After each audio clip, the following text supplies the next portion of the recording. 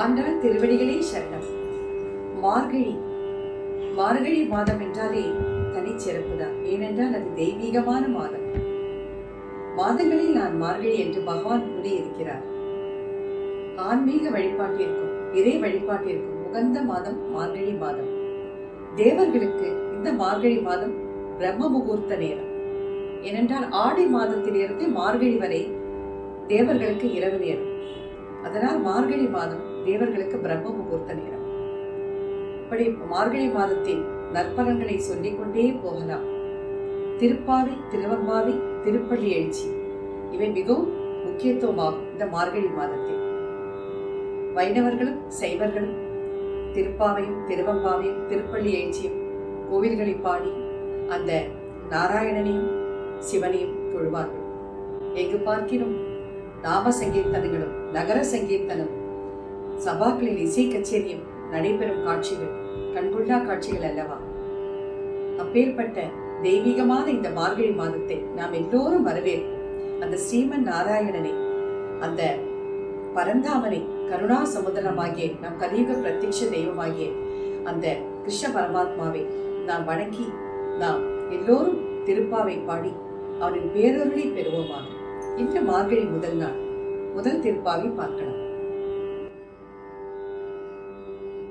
மார்கழி திங்கள் மதி நிறைந்த நன்னாளால், மார்கழி திங்கள் மதி நிறைந்த நன்னாளால், மார்கழி திங்கள் மதி நிறைந்த நன்னாளால், மார்கழி திங்கள் மதி நிறைந்த நன்னாளால், நீராட போதுவீர் போதுமினோர் நீரிழகீர், நீராட போதுவீர் போதுமினோர் நீரிழகீர், சீர்மல்குமாய் பாடி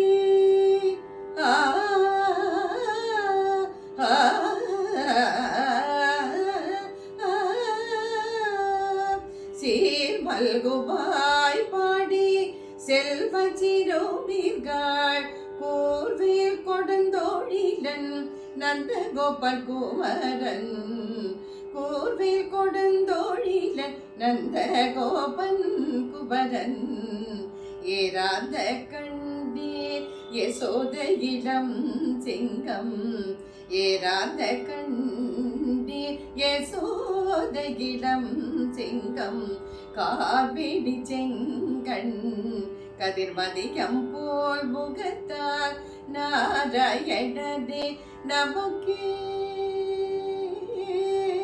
நாராயணனே நமக்கே பரி தருவான், நாராயணனே நமக்கே பரி தருவான், பாரோர் புகழ பரிந்தேனோர் எம்பாவாய், பாரோர் புகழ பரிந்தேனோர் எம்பாவாய்.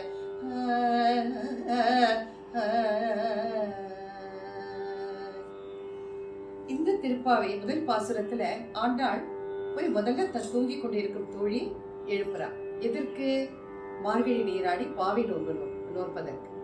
என்ன சொல்லி எழுப்புறா? மார்கழி திங்கள் மதி நிறைந்த நன்னாளா, நீராட போதுவீர் போதுமினோர் நேரிழி.